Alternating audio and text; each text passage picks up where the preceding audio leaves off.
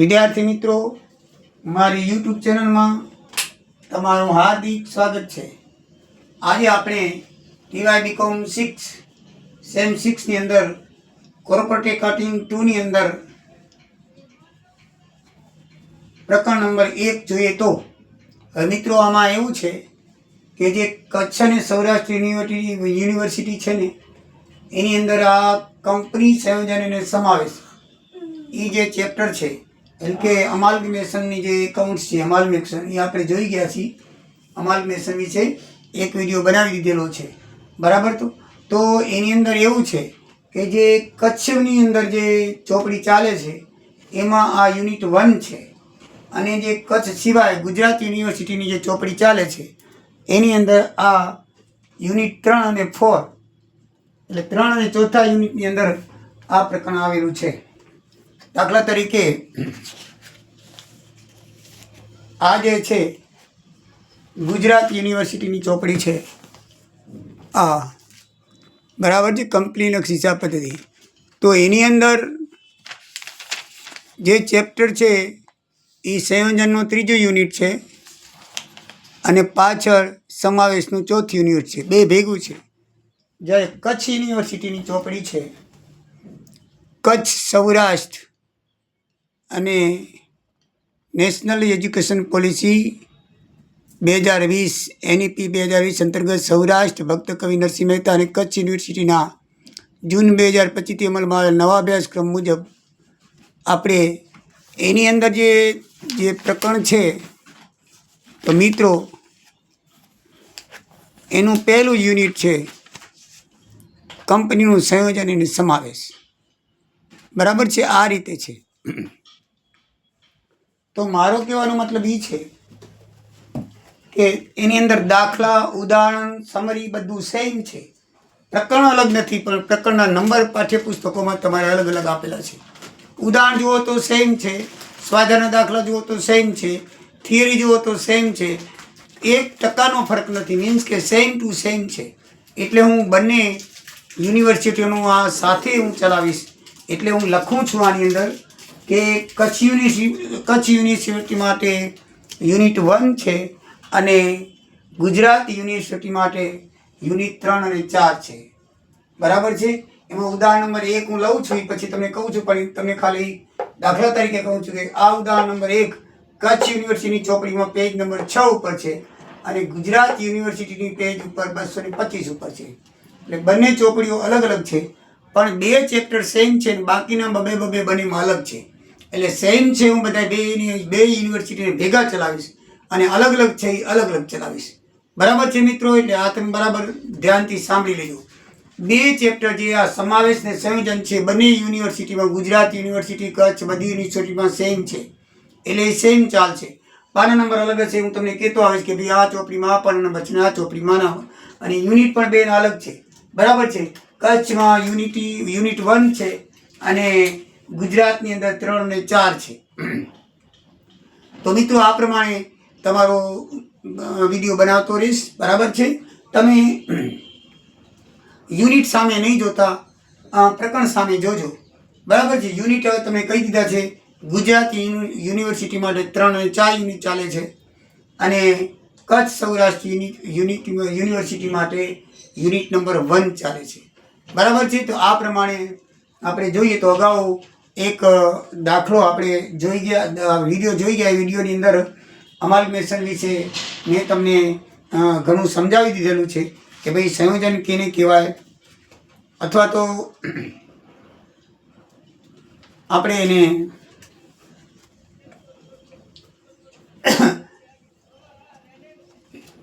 સંયોજન કેને કહેવાય, પછી સમાવેશ કેને કહેવાય, એની આપણે ચર્ચા કરી ગયા છીએ। છતાંય પણ જો ઉપરથી કહેવું હોય તો કહી દઉં કે જો બે કંપનીઓ સંયોજન પામે, નવી જ કંપની સ્થાપે તો એને સંયોજન કહેવાય। બે કંપનીઓ ભેગી થાય બરાબર છે, અ વત્તા બ બરાબર ક, એટલે અ કંપની બ કંપની બે ભેગી થઈ અને નવી જ કંપની સ્થાપે એને કંપનીનું સંયોજન કહેવાય બરાબર છે। અને જો અ અને બ, અ કંપની મોટી છે એ બ કંપનીને સમાવી લે અને અ કંપની ચાલુ રહે એટલે અ વત્તા બ બરાબર અ, તો એને શું કહેવામાં આવશે મિત્રો? તો એને સમાવેશ કહેવામાં આવશે. શું કહેવામાં આવશે? સમાવેશ. તો સંયોજન અને સમાવેશ વિશે મેં અગાઉ ચર્ચા કરેલી છે. વિડીયો નંબર 1 મારો જોઈ લીજો. એટલે વધારે ઉદાહરણ સહિત મેં આપેલું છે, એટલે વધારે આની અંદર ચર્ચા કરતો નથી. આના હેતુઓ શા માટે હોય? સંયોજન અને સમાવેશના હેતુઓ વિશે પણ મેં અગાઉ ચર્ચા કરેલી છે કે હરીફાઈ અટકાવવા માટે. એક જ પ્રકારનો ધંધો કરતી કંપની હોય તો કેટલીક વાર બંને કંપની ખોટ કરતી હોય છે, તો શું કરે છે? આવી પરિસ્થિતિમાં બંને કંપની જોડાઈ એક નવી કંપની સ્થાપે છે, એટલે કે હરીફાઈ અટકાવવા માટે. બીજું, આર્થિક અને ટેકનિકલ સાધનો ભેગા કરવા માટે. આ રીતે મોટા પ્રમાણમાં મૂડીનો લાભ મળે છે અને સારામાં સારો વેચાણનો સ્કોપ મળે છે, જેથી કંપની સારો નફો કરી શકે. પછી મોટા પાયાના એકમોનો લાભ મેળવવા માટે કે ભાઈ મોટા પાયા પર ખરીદી થઈ શકે અને વટાવ તેમજ ઓછા ભાવનો પણ લાભ આપણને મળી શકે. મોટા પાયા પર વેચાણ થઈ શકે, મજૂર સંઘો સામે ટક્કર ઝીલી શકાય, પછી આનુષિક બનાવટનું વેચાણ કરી નફો વધારી શકાય. એટલા માટે પણ કંપનીનો સંયોજન સમાવેશ થતા હોય છે. કેન્દ્રીકરણ લાભો મેળવી કરકસર કરવા માટે, એટલે બિનફાયદાકારક બિન ઉત્પાદક એકમો બંધ કરી અને કાર્યક્ષમ પ્લાન્ટમાં ઉત્પાદન કેન્દ્રિત કરી અને નવું પ્લાન્ટ બનાવવામાં આવે છે. અને આ રીતે આપણને સંયોજન માટે અને સમાવેશ માટે લાભ થાય છે. તો મિત્રો, એની પુનઃરચના કેટલી કરવામાં આવે છે, કેવી રીતે કરવામાં આવે છે? તો આપણે AS14 વિશે એટલે એકાઉન્ટ સ્ટાન્ડર્ડ વિશે આપણે ગઈ વખતે મેં જોયું છે કે ભારતીય ઇન્સ્ટિટ્યૂટ ઓફ ચાર્ટર્ડ એકાઉન્ટ હિસાબી ધોરણ 14 નક્કી કરેલું છે અને એ પ્રમાણે જ આપણે આ દાખલાઓ ગણવાના છે. હિસાબી ધોરણ 14 વિશે મેં અગાઉના વિડીયોમાં ચર્ચા કરેલી છે મિત્રો, એટલે હવે આ વિડીયોમાં ચર્ચા નહીં કરીએ. પણ એના નિયમો મુજબ આપણે બે રીતે સંયોજનના પ્રકારની જોગવાઈ છે. એક વિલીકરણ સ્વરૂપનું સંયોજન અને એક ખરીદી સ્વરૂપનું સંયોજન. એમ બે પ્રકારે સંયોજન હોય છે અને એ બે પ્રકારના સંયોજનની અંદર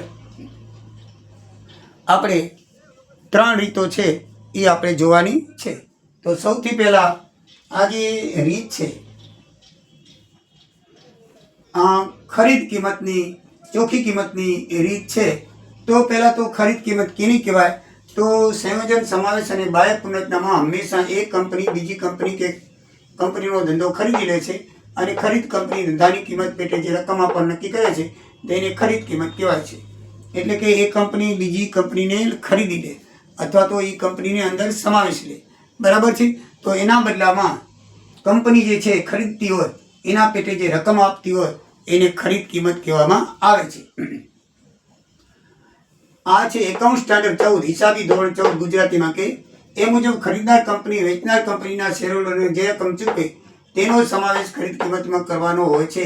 ડિબેન્ચર હોલ્ડરને આપેલી રકમનો સમાવેશ ખરીદ કિંમતમાં થતો નથી.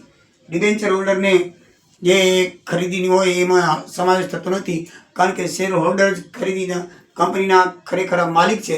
અને જ્યારે કંપની સમાવેશ કરે કે સંયોજન કરે ને ત્યારે શેર હોલ્ડરની મીટિંગ ભરવી પડે છે અને એની મંજૂરી હોય તો જ આપણે સંયોજનને સમાવેશ થઈ શકે છે. અને એના બદલામાં નવી કંપનીના શેર જે નક્કી કરે એ ધોરણે આપણે આપવા પડે છે શેર હોલ્ડરને. અને એ અગાઉના વિડીયોમાં મેં એની ચર્ચા કરેલી છે મિત્રો. બરાબર છે? પછી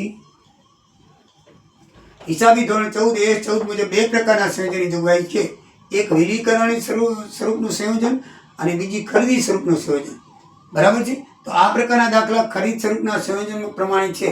બરાબર છે? આ પ્રકારના દાખલા એટલે કે તમારા જે પાઠ્યપુસ્તકના જે છે એમાં ફક્ત ખરીદી સ્વરૂપ સંયોજન દાખલા ગણવામાં આવ્યા છે.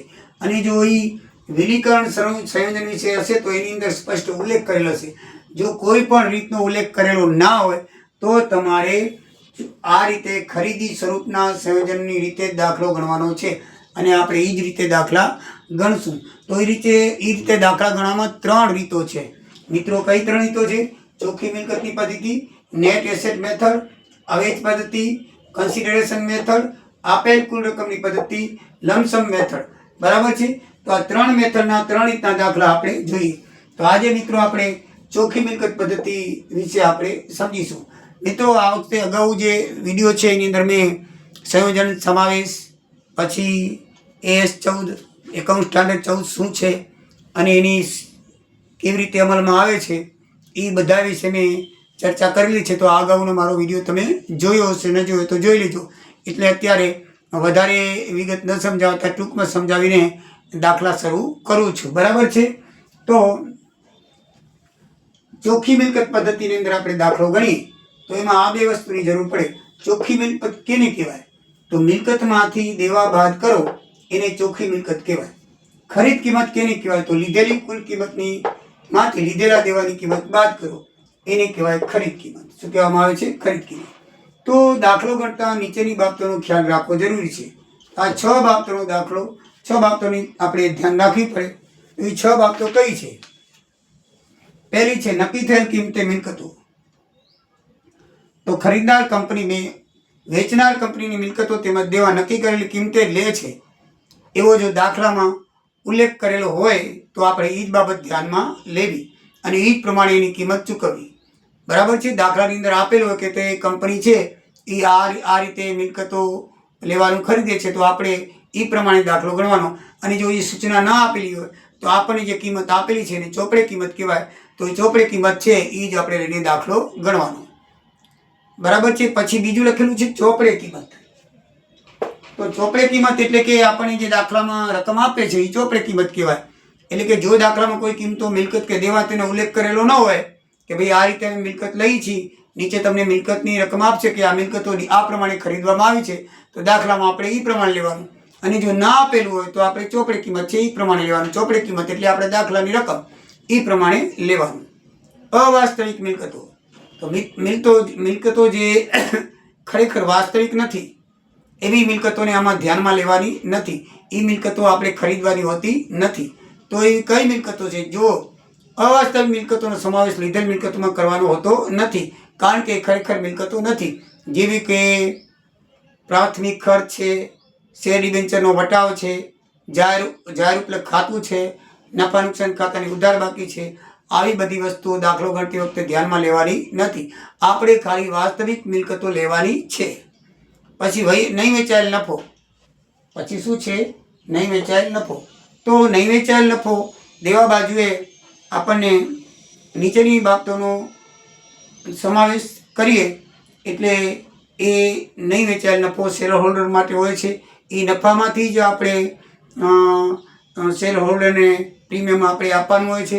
એટલે નહીં વેચાયેલ નફો છે એમાં શેર હોલ્ડરનો હક થતો હોય છે. એટલે એની અંદર જે આ વસ્તુ આવે છે એ આપણે લેવાની નથી. કઈ કઈ વસ્તુ છે? જામીનગીરી પ્રીમિયમ છે, મૂડી અનામત છે, સામાન્ય અનામત છે, નફા નુકસાન ખાતાની જમા બાકી છે, વીમા ફંડ છે, ડિવિડન્ડ સમતુલા ભંડોળ છે, સિકિંગ ફંડ છે. આવી બાબતો છે એ આપણે દાખલાની અંદર લેવાની નથી. પછી કામદાર વળતરની અંદર મિત્રો, એ કામદારને અકસ્માતે નુકસાન થયેલું તેને વળતર આપવું હોય છે, આપેલું હોય છે. તો કામદાર વળતરમાં એ પણ એક ભેગો થયેલો નફો છે, એની ચોખ્ખી મિલકત ગણતા તે બાદ થાય નહીં, પણ જો કોઈ રકમ ચૂકવવાની હોય તો એ બાદ કરીને આપણે લખવાની છે. એટલે કામદાર વળતરની રકમ લેવાની. અને એમાં જો દાખલામાં એમ કીધેલું કે આટલા રૂપિયાનો દાવો મંજૂર કરવાનો બાકી છે, તો એ દાવાની રકમ બાદ કરીને આપણે ચોખ્ખી રકમ છે એ આપણે હિસાબમાં લેવાની. આ કામદાર વળતરમાં બરાબર ધ્યાનમાં રાખવાનું. હવે દેવામાં શું કરવાનું છે? દેવાની અંદર આપણે જો ચોપડે કિંમત કીધી તો ચોપડે, અને ચોપડે ના કીધેલી હોય તો એની નીચે કિંમત આપેલી છે એ પ્રમાણે આપણે દેવા લેવાના છે. બધામાં ઉલ્લેખ કરેલો હશે કે ભાઈ તમારે નીચે મુજબ મિલકત ખરીદવાની છે તો નીચે મુજબ લેવાના. અને નીચે મુજબ કોઈ ઉલ્લેખ ના કરેલો હોય તો રકમમાં જે મિલકતો આપેલી છે એ મિલકતો જ આપણે લખીને દાખલો ગણવાનો છે. પછી દેવાના જે ફંડો હોય છે એ ફંડો શું કરવાના? એ ટોટલ મારી અને મિલકત જે આપણે ગણીમાંથી બાદ કરવાના. કયા કયા ફંડો છે? તો પ્રોવિડન્ટ ફંડ છે, સ્ટાફ પેન્શન ફંડ છે, કર્મચારી નફાના ભંડોળ છે. એવા જે દેવા હોય છે એ આપણે કુલ દેવામાં સરવાળો કરી અને મિલકતમાંથી બાદ કરવાના છે. પછી ફક્ત ખરીદેલી મિલકતોની ખરીદી. દાખલો ગણતા ખાસ જોવાનું કે ખરીદી કિંમતની આખો ધંધો લઈ લે છે કે ફક્ત મિલકતો લે છે. જ્યારે કંપની ફક્ત મિલકતો જ લેતી હોય ત્યારે દેવા બાદ કરવા નહીં. એ દાખલાની અંદર ઉલ્લેખ કરેલો હોય કે આખો ધંધો ખરીદી લે છે, બરાબર છે, તો આપણે દેવા બાદ કરવાના. પણ એમ કે છે ખાલી મિલકત જ ખરીદેલી છે તો આપણે દેવા બાદ કરવાના હોતા નથી. દાખલામાં ઉલ્લેખ કરેલો હોય છે. ઉદાહરણ નંબર 1 જોઈએ આપણે તો તો એમાં લખેલું છે આખો ધંધો ખરીદેલો છે એટલે આપણે મિલકતમાંથી દેવા બાદ કરશું. પણ જો એમ કે ખાલી મિલકતો જ ખરીદે છે તો દેવા બાદ કરવાના હોતા નથી. તો મિત્રો ગુજરાત યુનિવર્સિટીમાં 225 પાના નંબર છે ઉદાહરણ નંબર 1 અને કચ્છ સૌરાષ્ટ્ર યુનિવર્સિટીમાં પાના નંબર 6 ઉપર આ દાખલો છે. એની રકમ જો તમને આપું તો આ પ્રમાણે છે. આપણો દાખલો પછી કઈ રીતે ગણીએ તે આપણે જોઈ લઈએ. સૌથી પ્રમાણ આ રીતનો દાખલો છે. અ કંપની બ કંપની ધંધો ખરીદેલો છે તો તે તારીખે બ કંપનીનું પાકું સરવૈયું આવું છે. બરાબર છે આ રીતનું. અને એમાં નીચેની મિલકતો આ પ્રમાણે ખરીદેલી છે એ પણ આપણને આપેલું છે કે આ પ્રમાણે મિલકત ખરીદે છે. બરાબર. અને પાછળ પણ એમ આપેલું છે મિત્રો કે અબ કંપનીના બધા જ દેવા ડિબેન્ચર સહિત ચોપડે દર્શાવેલી કિંમતે લેવાના છે. અને એમાં 5000નો એક દાવો છે વળતર ફંડનો કર્મચારીનો, એ કંપનીએ સ્વીકાર્યો છે. તો ધંધાની ખરીદ કિંમત આપણે શોધવાની છે. તો મિત્રો આમાં મિલકતો માટે દાખલાની અંદર નીચે સૂચના આપી છે. એ સૂચના પ્રમાણે જ મિલકતો લેશું. અને દેવામાં સૂચના નથી આપી કે ચોપડે છે એ પ્રમાણે લેવાનું છે. તો આપણે જે દાખલાની રકમ આપેલી છે એમાંથી આપણે દેવા લઈશું. તો આપણે દાખલાની શરૂઆત કરીએ. તો સૌથી પહેલાં આપણે પાઘડી, જમીન મકાન, યંત્રો, સ્ટોક અને દેવાદારો, પહેલાં કુલ મિલકત જોઈએ. કારણ કે સૂત્ર એ છે કે કુલ મિલકતમાંથી કુલ દેવા બાદ કરો એટલે ખરીદ કિંમત આવે. આ દાખલાની અંદર આપણે ચોખ્ખી મિલકત અથવા તો ખરીદ કિંમત શોધવાની છે. તો દાખલામાં નીચે લખેલું છે કે પાઘડી, કારણ કે નીચે લખેલું છે એ જ પ્રમાણે આપણે લેવાના છે. તો પછી ચોપડીમાં આપેલા છે એ પ્રમાણે નહીં લખવાનું. આમાં મિલકતો કઈ કઈ છે? જો મિલકતો છે, જમીન છે, મકાન છે, યંત્ર છે અને પાઘડી છે. તો પાઘડી છે, જમીન, યંત્ર અને મકાન છે. સ્ટોક પણ છે. બરાબર છે. બીજું પ્રાથમિક ખર્ચ આપેલા છે. તો પ્રાથમિક ખર્ચ અવાસ્તવિક મિલકત કહેવાય, એ આપણે લેવાની નથી. રકમ તમે જોતા રહેજો. તો આપણે આટલી મિલકતો લેવાની છે. અને બીજા સ્ટોક, દેવાદારો એ પણ આપણે લેવાના છે. અને રોકડ સ્વરૂપ એ લેવાની નથી. એમાં ના પાડી છે કે બેંક સિવાય અને રોકડ સ્વરૂપ સિવાય બાકી નીચેની કિંમત લેવાની છે. તો આપણે જે કિંમત લેવાની છે એ કિંમતો નીચે કિંમત આપી છે એ જ પ્રમાણે આપણે લખશું. બરાબર છે. બીજી કિંમત લખવાની નથી. તો આપણને મિલકતમાં આટલી 5 મિલકતો આપેલી છે. બીજી પ્રાથમિક ખર્ચ આપેલા છે એ હમણાં આપણે સૂચના જોઈ કે ભાઈ અવાસ્તવિક મિલકત છે.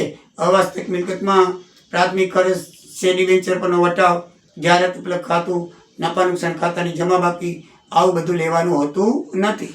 એટલે કે વાસ્તવિક મિલકતો લેવાની છે. તો મિત્રો આમાં જે ચોપડીમાં કિંમત આપેલી છે પાઠ્યપુસ્તકની રકમમાં, એ ચોપડે કિંમત કહેવાય, એ નહીં લઈએ. કારણ કે નીચે એની ખરીદ કિંમત આપણને આપી દીધેલી છે. એટલે પાઘડીની રકમ જે આપેલી છે 1,80,000, જમીન મકાન 3 લાખ, યંત્રો 5,25,000, સ્ટોક 1,80,000. અને નીચે લખેલું છે કે દેવાદારો પર 5% ગારખાદ રાખવાની છે.